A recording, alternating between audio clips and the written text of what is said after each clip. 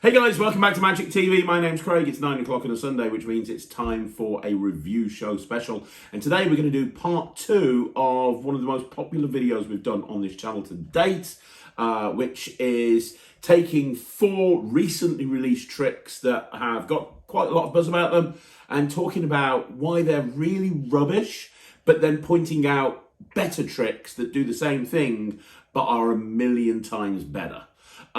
Because that's the thing, you know, there are a lot of tricks that are released that are very substandard. I have got on my soapbox about this over and over again. There are a lot of tricks that have been bought out that should not have been bought out, and they are terrible. And it's easy for me to sit here and go, well, this is terrible, this trick is terrible. But it would be so much better if I tell you, well, this is terrible, but get this instead. So that's what this is about. I can't do these. Everybody says to me when I put these videos out, oh, can you do it every week? It's an amazing format. I have to wait we have tricks coming in that I look at, and I have to wait for a trick to come in that is obviously terrible. And then I have to kind of think, well, okay, well, what is a better alternative that I can talk to you guys about? So it's not something that I can do every week. This is part 2. This is the second one. If you want to see another one of these in the future, please let me know. But without further ado, we're going to get straight into this particular review show special for terrible tricks and awesome alternatives. So the first thing we're going to be looking at right now is ghost pips. That's the first thing we're going to be looking at. Ghost pips is being brought to market by Peter Eggink, and I've been very vocal on this channel about how the quality of Peter Eggink's releases has gone downhill and downhill and downhill and downhill right from the very first second. Like literally right from the very first second. That I started this channel. You know, I started this channel about a year ago. The first thing I looked at was Coin to Glass, which was just incredibly overpriced and just really stupid and didn't really work, and there was no point to it. Then he brought out the Houdini thing, which again was terrible, and then there's the eye candy thing, which just had a completely dishonest trailer. And now here we are with ghost pips. So what is ghost pips? Well, basically, you bring out a bag. You bring out like a see-through bag, and inside there is a playing card, and the playing card is the 4 of diamonds. Somebody else previously has picked a card. Let's say they've picked the 6 of diamonds, for example. Inside this bag, the card changes from the 4 of diamonds to the 6 of diamonds, and then you reach in and you take it out. That's the trick. And you might have seen, there's been versions of this card that have been bought out before. I've been told, although I've never seen it, that David Redfern has got a version of this. I've also seen Shin Lim has got a version of this as well. There's lots of different versions of this that have been bought out over the years. This is the latest version. And it is absolutely, completely, and totally crap for a few different reasons. So first of all, the reason that we're using a bag here is apparently to prevent sleight of hand, whilst in reality, it's the only way that you can make the gimmick look half decent. Because when you get the gimmick card and you look at the gimmick card, you're just like, that's just not going to fool anyone. You put it in a bag and it stands half a chance of fooling somebody.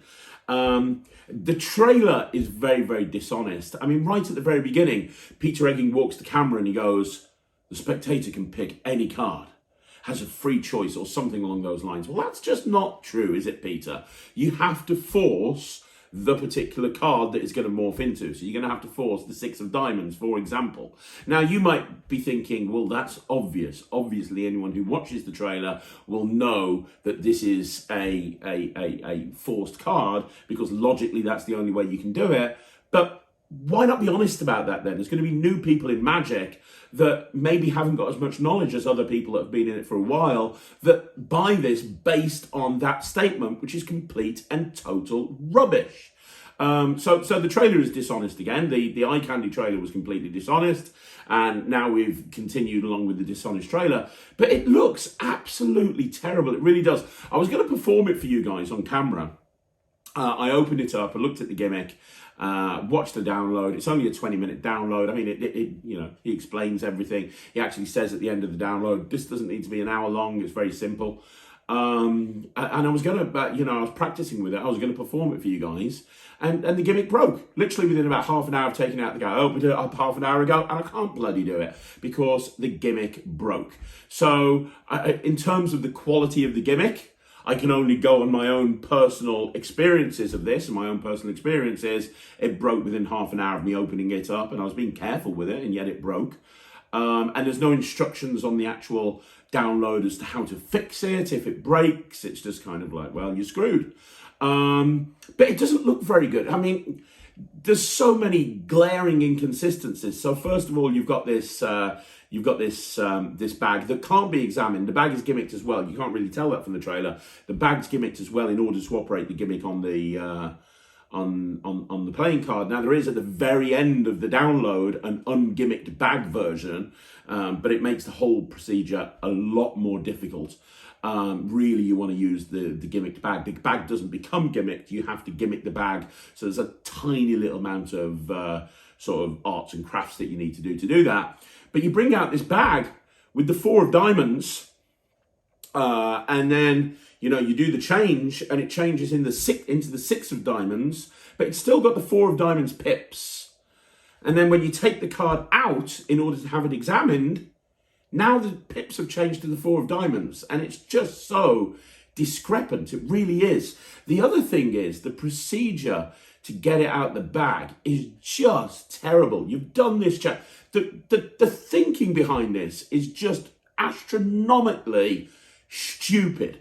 So you've got this bag, so you're focusing all the attention on this bag, and you're focusing on this card inside this bag, and you're doing this change. Watch, I'm going to have this card change. It's going to change right in front of your eyes. And it does the change. Where's the heat going to be on right now? It's going to be on the bag, and it's going to be on the card inside the bag.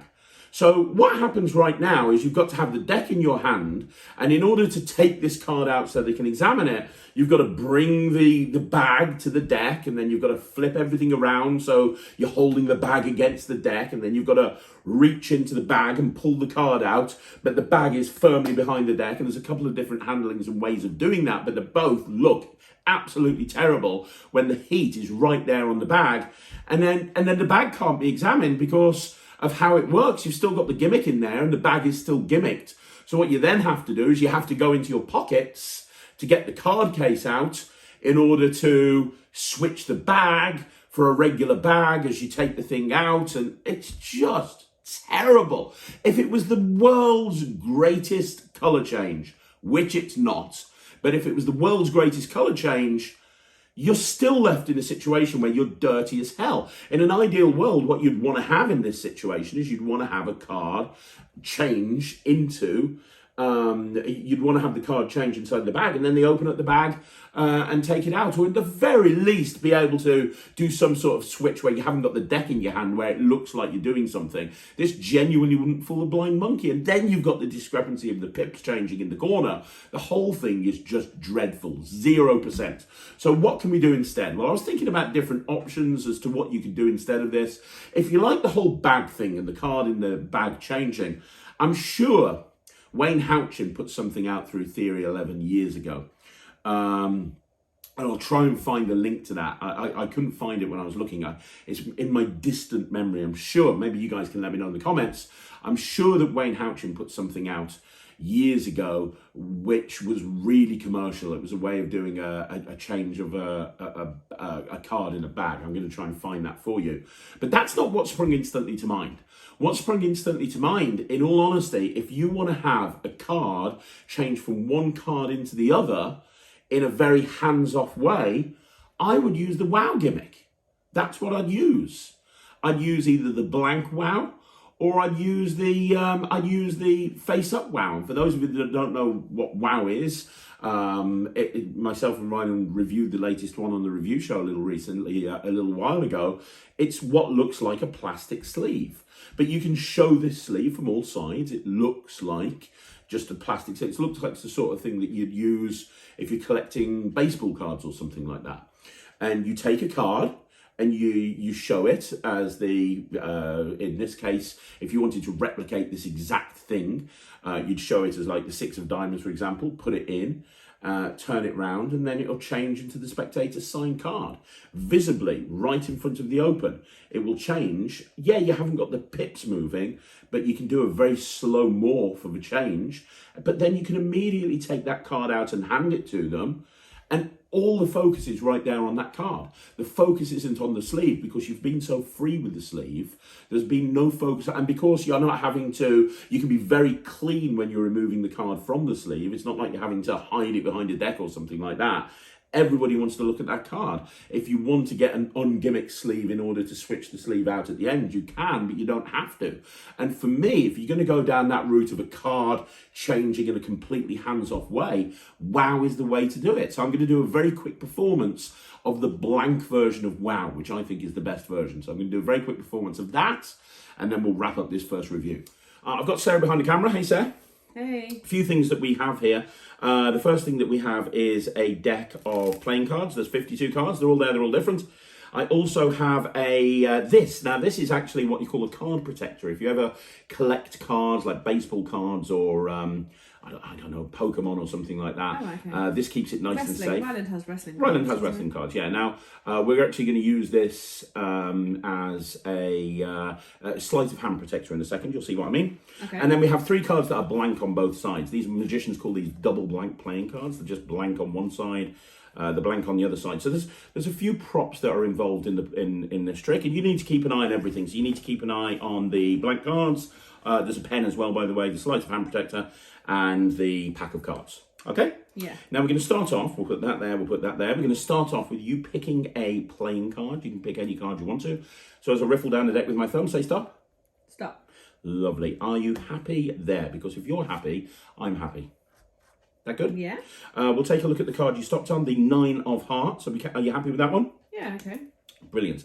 So I'm going to write your name right here on the 9 of hearts. I'm just going to put Sarah. Now you would normally sign this, but you're behind the camera. So I'm going to put Sarah there. Does that show up? Yep. Good. And I want you to keep an eye on this card the whole time. So I'm going to leave it sticking out the pack. Magicians call this out jogging the card, about halfway down. But also try and keep an eye on those 3 blank cards there as well. Okay. And this. So there's a lot to watch. I only have 2 eyes. I know, right? Now these blank cards, I should tell you, they're actually made out of photographic paper, which sounds ridiculous, but it's true. I'm going to prove it to you right now. There's 3 cards, 1, 2, 3. What number would you like me to use? Number 1, number 2, or number 3? The middle one, number 2. Number 2. Now, again, this is or you make all the decisions here. Are you happy with number 2? Yep. Okay, we'll put that one there. These 2 aren't important. Brilliant stuff. And we're going to put your initials on the back of here. And again, you would normally do that, but we'll put your initials on the back of the card that you picked. Okay. Now, this is going to go inside the card protector like this. And when it's inside there, I can't manipulate it. I mean, you can still see it. You can see the blank side, that side. You can see the SLP, that side. But I can't manipulate it. It's going to stay right there. Yeah. Now, your 9 of hearts, I'm going to push it away into the middle of the deck like that. Okay? Yeah. And it's still in there. I'm going to take a picture of it using this photographic paper. Look, if I just do this, I've now got a picture of the card. Now, you probably can't tell that I've got a picture of the card, but I have. Look, let me see. If I hold this here, can you see? Can you see the blank card? Yeah. Yeah. It's a bit like the old Polaroid cameras. It takes a while to. It takes a while to. What's the word? Develop. It takes a while to develop. Oh, okay. If you look at it, hopefully it takes a few seconds, but you'll start to see it coming into view. No way. There you go. Hang on a second. Look at that. What we have here now is we have developed right there, inside there, on the paper you signed, we have an exact copy, including how your name was signed, of your 9 of hearts. So there you go. That is WoW. I absolutely love that. Like, you can get a face down version, you can get a face up version, you can get a blank version. But the whole concept is you show a card and it just morphs into another card. And that is, for me, amazing. It fits in your top pocket. Oh, and it resets. That's the other thing. It resets depending on, you can do lots of different routines with it, and it resets. This isn't going to reset. It's going to take you a while to reset it. It's not examinable at the beginning. It looks gimmick to hell. It's just a terrible trick. I have no idea. I have absolutely no idea what is going on with Peter Eggink. It's like he's just completely forgotten what makes a good trick, and he's just bringing stuff out now, throwing as much crap against the wall and hoping some of it sticks. And frankly, none of it is sticking. None of it is sticking. Please do not buy moving pips. It is dreadful. Instead, buy Wow, because that is such a much better routine. So the second terrible product we're going to be looking at is Signature from the Past, which is this. This came out a little while ago. A lot of buzz about this. The trailer looked very, very interesting. What it is basically, and I did an honest trailer on this, so if you go look at the honest trailer playlist, you can actually see this. I was so disappointed when I saw this. The effect is you have a balloon, okay? And you can openly show that there's a folded up card inside the balloon. So, and you give it to someone to hold. You then have a card picked and signed and lost back into the pack. And then you take the balloon back while they're shuffling the cards. You take a pair of scissors or a pencil or something, you stab the balloon, the card falls out, and they pick it up and it's their card. That's what it is. So it's basically a folded up card in balloon, and the folded up card is shown to be there from the very, very beginning. This trick is terrible. I'm telling you right now, this trick is absolutely terrible. And there's a reason why it's terrible. It's because it solves a problem that doesn't exist. And I'm telling you right now, you really want to get, instead of buying this, you want to get Mark Janest's Balloon, which is available as a download on Penguin Magic. The link will be in the description. This was originally on his DVD that came out through Magic Smith years ago. I'm a big fan of this guy. Jiggernaut is great. Number 2 pencil is great. He bought some great stuff. He's disappeared off the face of the planet, unfortunately. But his card in balloon is amazing. You don't just have to use it as a card in balloon. You can do anything you want to into a balloon. I'm going to do a performance of that for you in a minute. But the whole idea of his routine is that you show a balloon.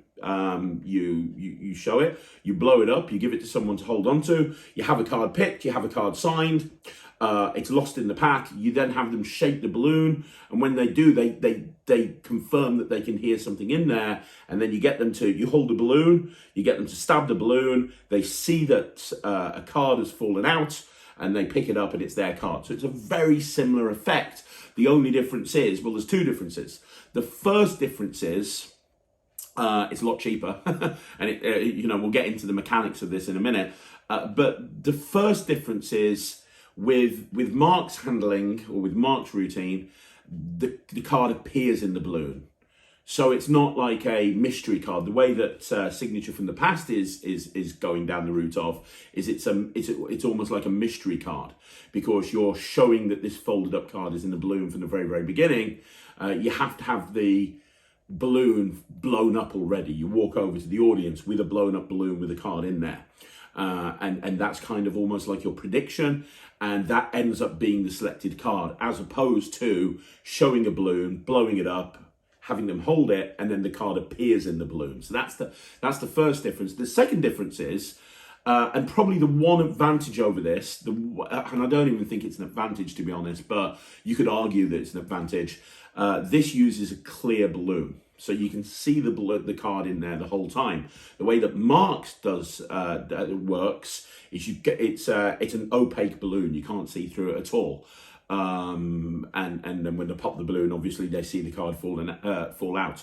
So depending on your viewpoint, that might be a negative. I don't look at it as a negative, and the way that Mark does it, it's definitely not a negative, because the whole idea is there's nothing in the balloon, and then all of a sudden something appears and they can hear it bouncing around in there. They can feel it inside there. There's definitely something bouncing around in there. And then when you pop it, it's their card that comes out the balloon. So I don't think it's a negative, but it's worth pointing out. Now, the big problem with this versus Mark's balloon trick is with balloon, I'm pretty sure it's called balloon.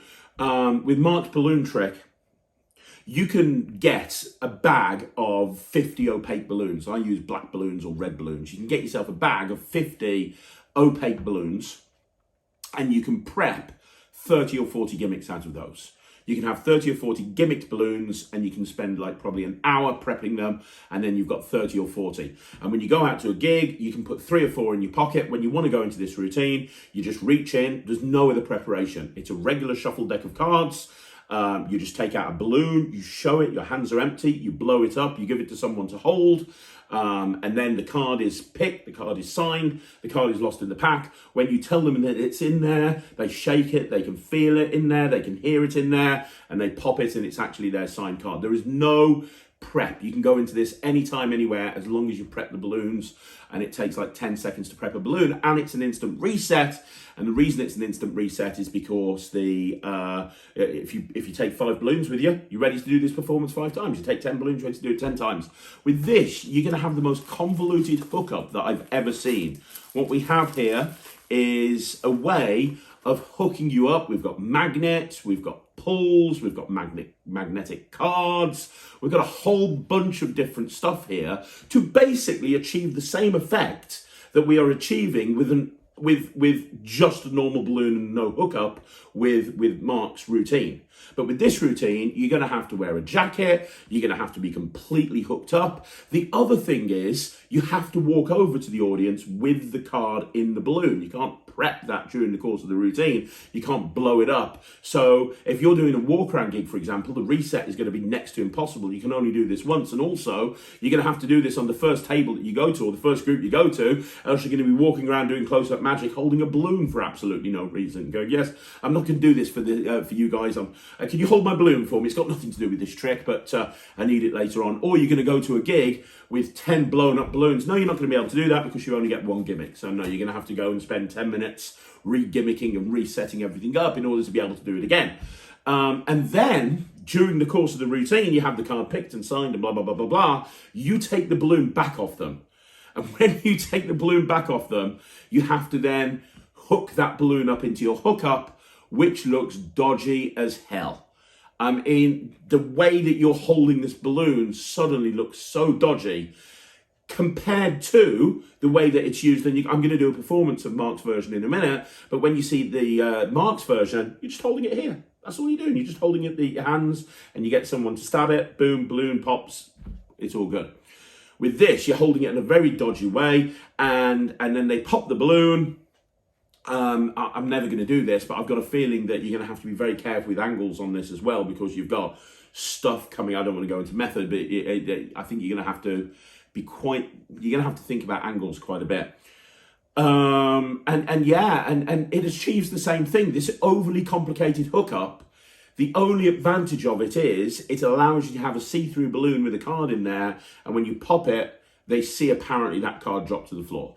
Now, if you love the idea of having a card on display from the very beginning, and you openly tell them that there's a card there and you want them to see the card, use Mystery Box by John Kennedy. Just open up a mystery box, show there's a card in there, give it to someone to hold on to. They hold on to the mystery box. You then go into whatever routine you want to go into, and then at the end you tip it out and it's their card. Just use mystery box if you want to have a card on display the whole time. You could, if you wanted to, with balloon, with Mark's version, you could have the balloon pre-blown up and say, can you hear something in there? There's a playing card in there. We're going to get back to that a little bit later on. I think that's a stupid way of doing it, but you could. There's absolutely no advantage of this. It's added a stupid hookup to an amazing routine and made it terrible. This gets 0%. I want to quickly perform the original routine for you, balloon, so you can see how good it is. It is available for a fraction of the cost of this at Penguin Magic. You can get it directly from them.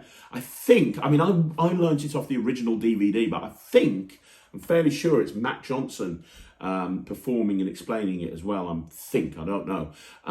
But it's very, very cheap. It's on Penguin. Let me do a performance of that for you very quickly.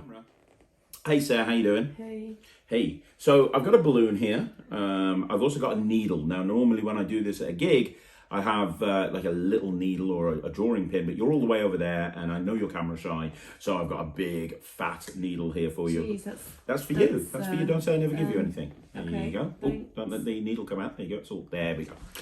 I also have a pack of cards and a pen. Now, before I do anything, I'm going to take this balloon and blow it up.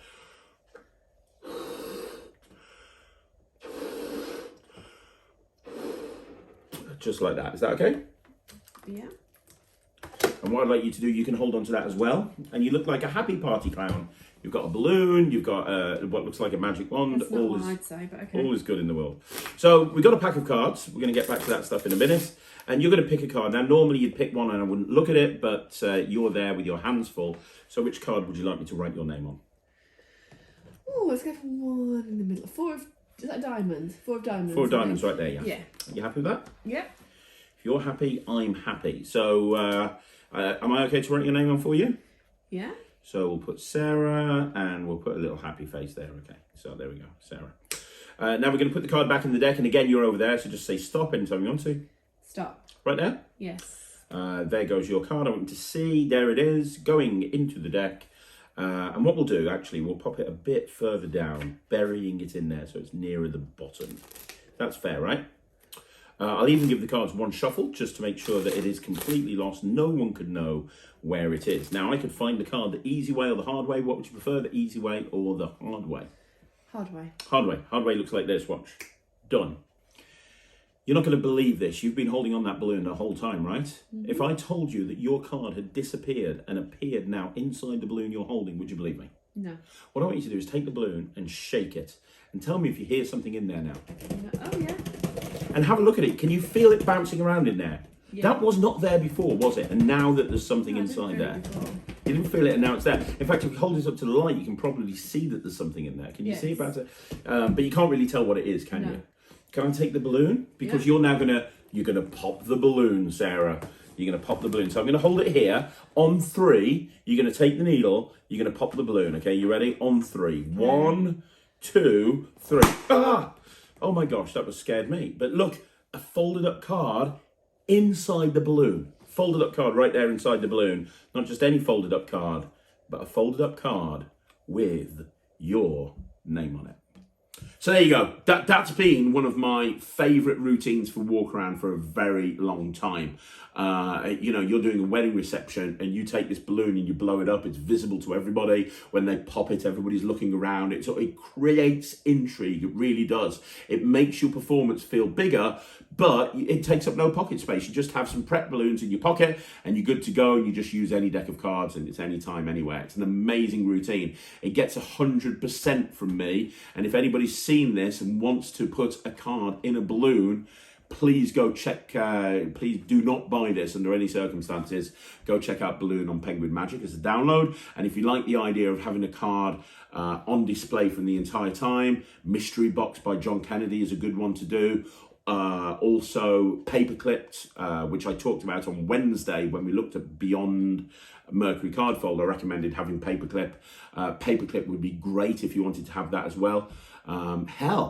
If you really love the idea of having a card appear inside a see-through balloon, if you really love that idea of having a card openly inside a see-through balloon, and you want that moment where they pop it and it falls out, just put a card into a paperclip, shove that thing into a needle through balloon, clear balloons type thing, blow it up and do the exact same routine as this. But you say, look, can you see there? I've got a card. If you look carefully, you can see there's a paper clip on it. Can you hold on to that for me? Now you haven't got a dodgy hookup. Now you haven't got anything. You have the card picked. You have it signed. You do your Mercury card fold. You've got the card in position. You get them to pop the balloon yourself. You reach down and pick it up and you say, look, this has been in the balloon the whole time. Take the paper clip off. Give it to them, job done. You don't need a dodgy hookup. You don't need clothing restrictions. You don't need anything. So if you really like that idea, use Jay Sankey's paper clips. But in all honesty, if you haven't checked it out, go check out Balloon by Mark Jessett. You will not be disappointed. It's amazing. Okay, so the third item we're going to be looking at is Super Quick Cube by Takamiz. I mean, it's a big deal that Penguin Magic got Takamiz to agree to release a product with them because obviously, if you don't know, Takamiz is the person that basically created the whole concept that is responsible for 95% of modern day cubing. Like, the guy's an absolute legend. And anybody who watches this channel knows I'm a huge fan of Penguin Magic. I love P3. I love Penguin Magic. It's Nick Locopo who's doing the presentation on this. He's doing the instructions and he's doing the explanations. And anybody who knows this channel knows that I absolutely love Nick. I love his work. I think the guy is an absolute legend. I don't think there's anybody in the industry better at explaining magic than him. And so I'm really disappointed to say that I don't like this. And there's a few reasons why I don't. Well, there's one reason why I don't like it, because the problem is Penguin have done pretty much everything right. First of all, the trick itself, the concept behind it is really good. Takamiz is a genius, as we all know. And what we have here basically is we have a mixed up cube that solves. It's called Quick Cube because that's what happens. It's a quick solve of a cube. And it's a really nice way of doing that. It requires a very small gimmick, which is on the cube, that allows you to do this. And then the gimmick's got rid of very, very easily. It looks almost as good as like RD Insta. And anybody who knows me knows that I love RD Insta by Henry Harrius. It's also got, as I say, Nick Locopo on the download, and he does an amazing job, as normal, of performing it and explaining it and doing all that fun stuff. So the question is, and it's a Penguin product, and they always, I mean, look at the packaging, you know, they always put 110% in. Like I say, I'm a huge fan of Penguin, so why am I not liking this? And I have to be honest, I have to be absolutely honest. This is the reason, let me explain. So this is the cube. I'm not going to get the gimmick out. This is the cube.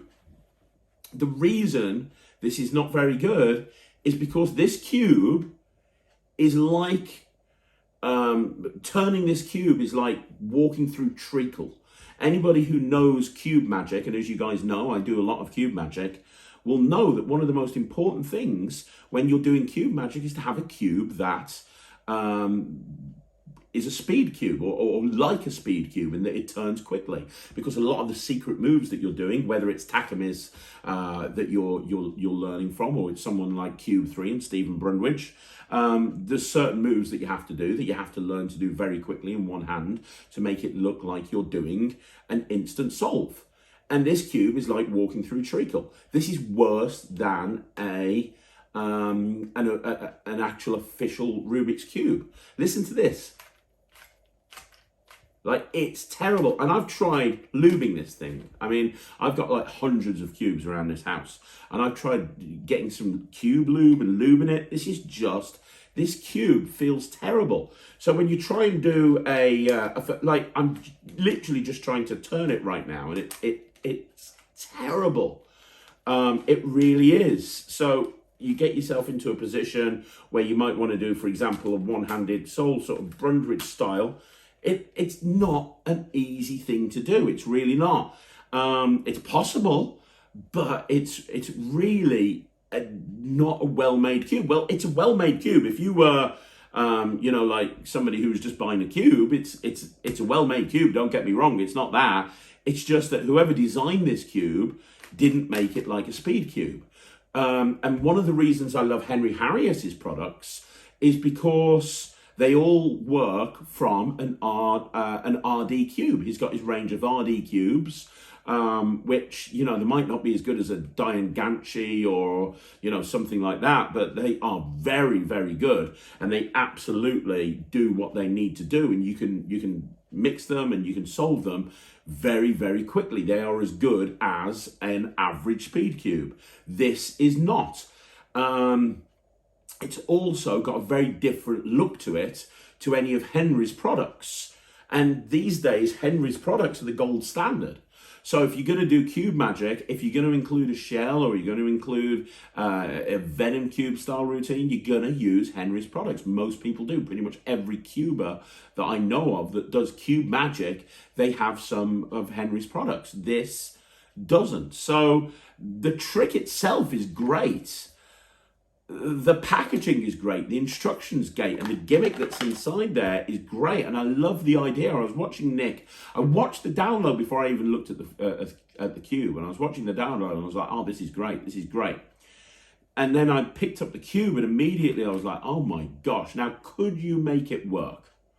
maybe with practice, probably you could make it work. But you're not going to be able to do a lot of the fancy stuff that you do with a Rubik's Cube. You're just not going to be able to. You're not going to be able to. It's just a very difficult cube to mix. And as I say, this is after I've lubed this thing and it still looks terrible. Yeah, so that's the problem. What would I buy instead? I would go for, if you want to have a really quick visual solve from an apparent mixed up cube, go for RD Insta. Me and Ryland reviewed RD Insta and Ryland performed it. And I've done RD Insta for years. It's an amazing routine. Or just learn some of the routines with a regular cube. Kev G has got an amazing project that's out at the moment. That's only just come out, and you can do some incredible stuff with just a regular Rubik's Cube.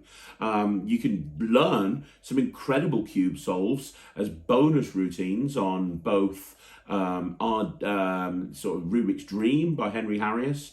Rubik's Dream 360 by Henry Harrius has got some incredible cube solves on there. And I'll demonstrate a couple of those for you right now, just so you can kind of see what I mean about how cube magic can look without a gimmick, and it can look really good. And I'll do a couple of things that I do with a cube when I'm out gigging that just use a regular cube, no gimmicks. If you want to use a gimmick, that's cool for sure. I get RD Insta. The problem with this, like I say, is the gimmick that's inside here. It's disappeared. It's magic. The gimmick that's inside here will only work with this cube because of how the cube's designed.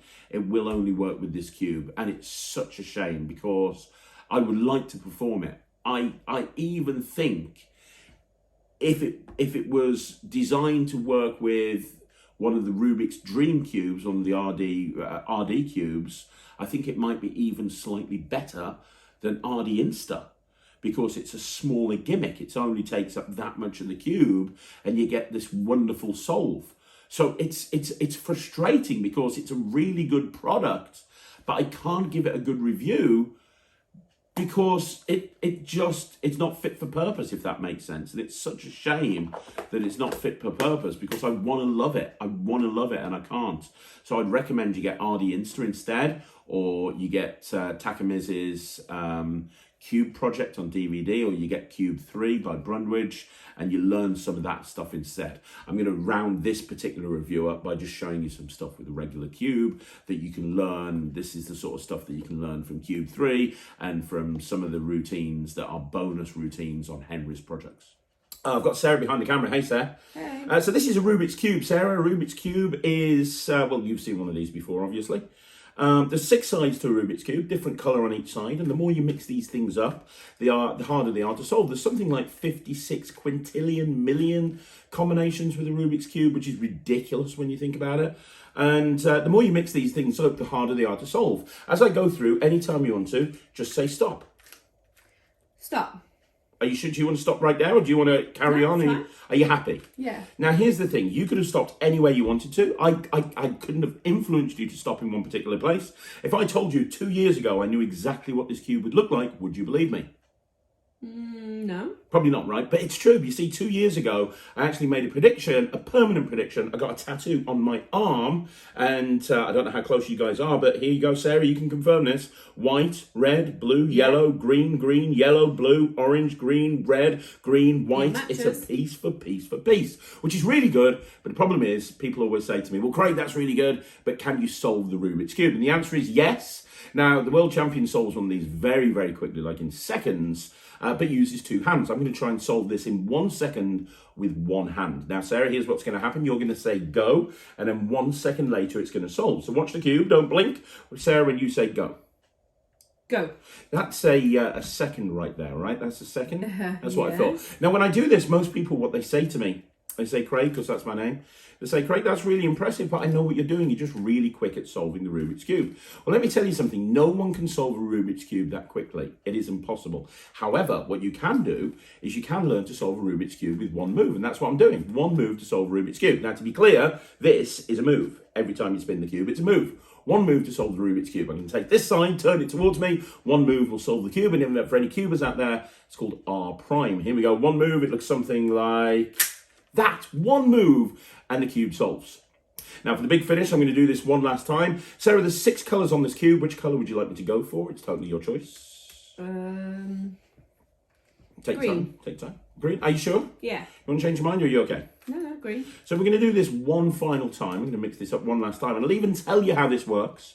What you need to understand is with one of these Rubik's Cubes, the centre points never move. So in other words, if I wanted to solve the yellow side, it would have to be there where the yellow centre is. That can't be the yellow side. That'd have to be the red side, the blue side. What side did you say? Green. Green. That would be there. So you see where the green centre is right here? Do you see that? That means that whole side needs to be green. Now, there's only one green square there, but this is what it looks like. If I go up and down, I can actually get 2 green squares. If I go up and down again, I can get 4 green squares. Go up and down again, I can get 6 green squares. That leaves this one shaking from side to side. The entire side green fills in, but when I snap my fingers, every other side of the cube solves as well. And that is the miracle with the Rubik's Cube.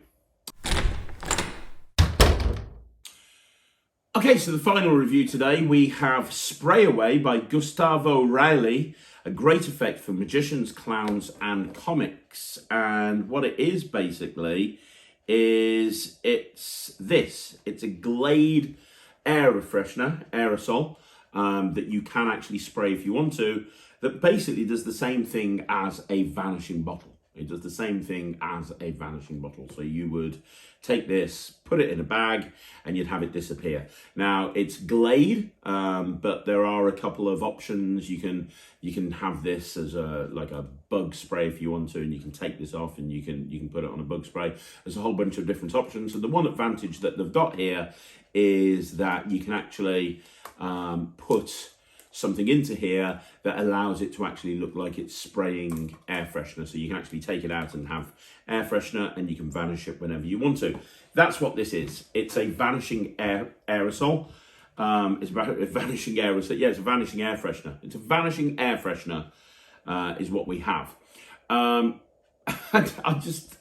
If anybody who saw me on the Prop Dog Live a couple of weeks ago, I went and visited the guys at Prop Dog, and they got me on the live, and they showed me this there, and I was like, this is just terrible. You probably expected this to happen, and for me to talk about this, because I talked on their YouTube channel about how much I hated this, and I do. And it's nothing against Gustavo. I know he's brought out some good stuff in the past and some really visual off-the-wall stuff. But for me, this is kind of a case of why. Just because you can do something doesn't necessarily mean you should do something.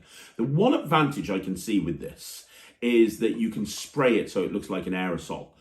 But obviously, we're going to have to compare this to the vanishing bottle. And I have done the vanishing bottle in my act for years. It has been part of my opening routine, part of my act for probably the best part of a decade, if not more. In fact, I'm very quickly going to show you some performance footage of me doing this on stage to open my act. Rather than me performing the vanishing bottle in the studio, I'll show you some live performance footage. So let me just quickly roll that performance footage for you, because I'm telling you right now, this is going to get a terrible review, and I'm going to recommend getting a Nielsen vanishing bottle instead. But let me show you what a Nielsen vanishing bottle should look like when you perform it at a gig. So let me just roll that footage for you quickly, and then we'll talk about why this is so terrible. Magician, please put your hands together for Craig Petty.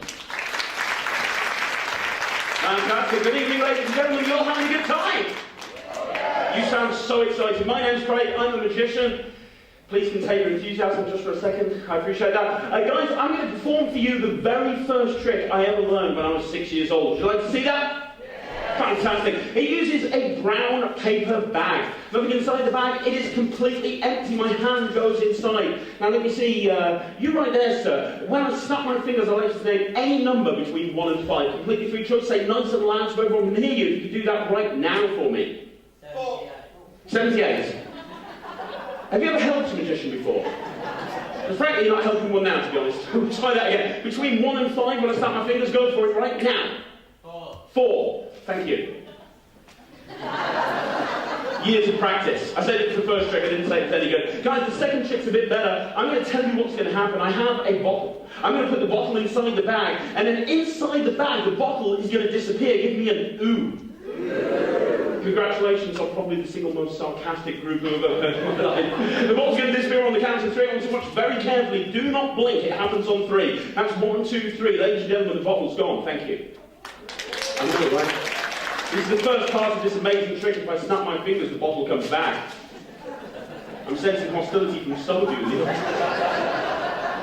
Unfortunately, it doesn't get much better. But I'll try again. I'll tell you what we'll do this time, I'll let go of the bag. If I let go of the bag and the bottle disappears, would that be good enough to get a big round of applause?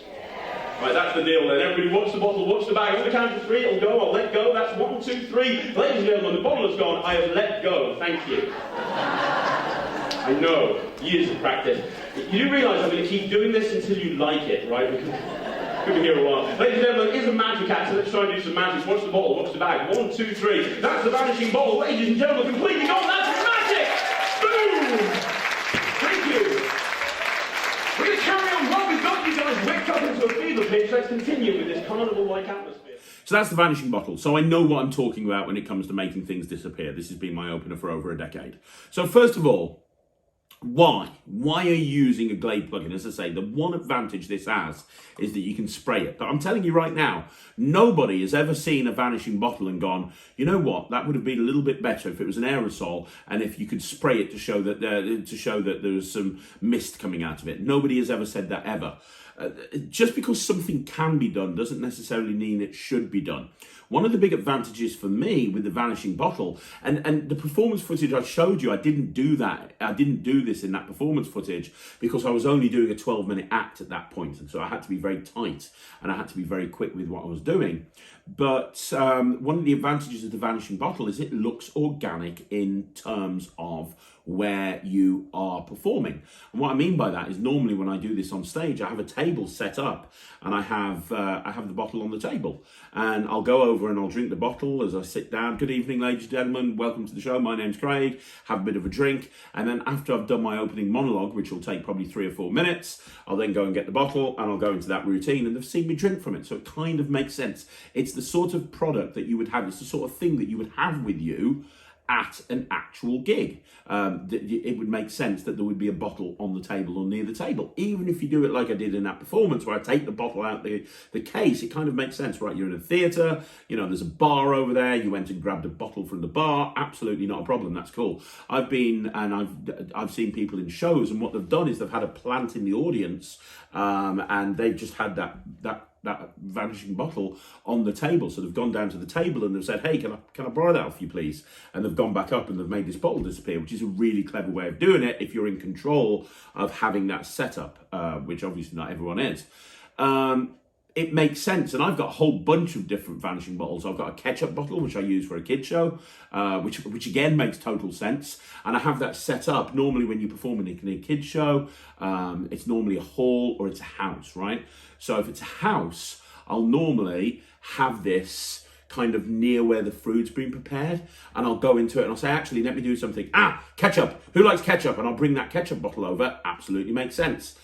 In a hall, they've always got that area where they're preparing the food for after the magic show. Again, I'll put it over there and I'll say, right, I just need ketchup. Who likes ketchup? It all makes sense. It just makes sense. With this, it's kind of like, you have to introduce it as a gag because there's no other way to introduce it. And it does. 2 problems. One, everybody knows a glass bottle is solid. This is a plastic object anyway.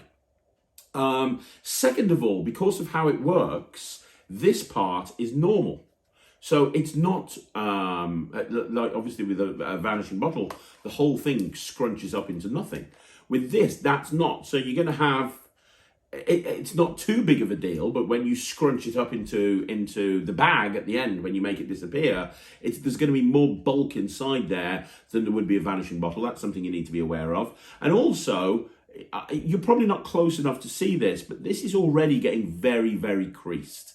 I think you do this a few times, this is going to get wrecked. I've been using the same vanishing bottle in my act now for probably the best part of a decade, and it looks as good now as it did when I first started.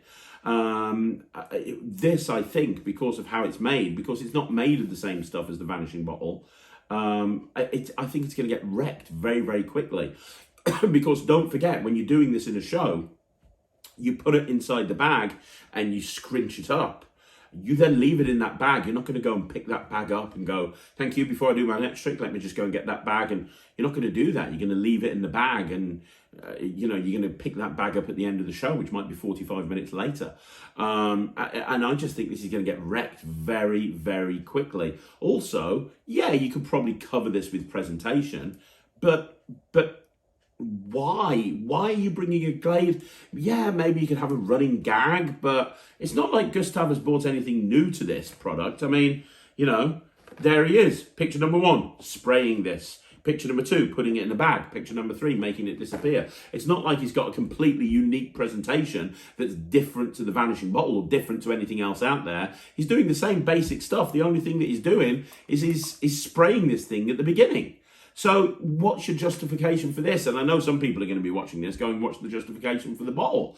And again, I agree with you. Why am I making a bottle disappear? I'm making a bottle disappear because I can, but at least it's organic to where I'm performing. I reach over and grab a bottle, and at least people know that it's solid. Whilst with this is not the sort of thing you can find in a venue. You've obviously brought this out as a magic prop.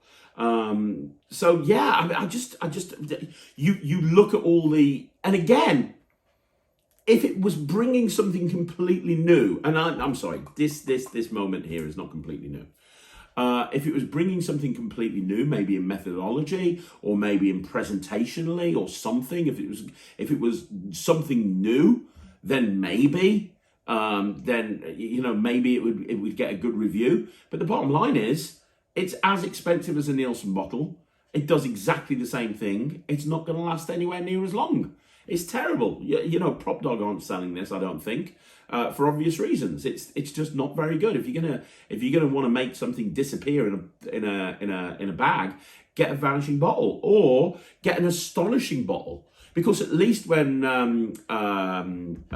Jose Miranda brought out Astonishing Bottle, at least he brought something new to the table methodologically.